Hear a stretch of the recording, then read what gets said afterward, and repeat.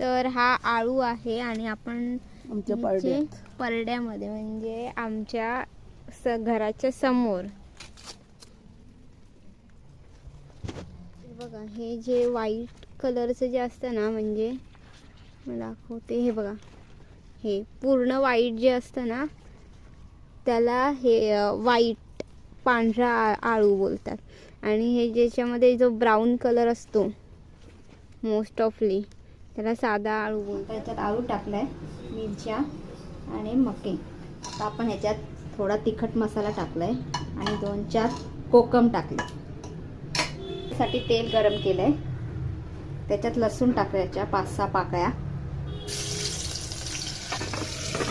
असं पाणी टाकायचं चवीनुसार. आता आपला आळू तयार झालेला आहे, बघा तुम्ही.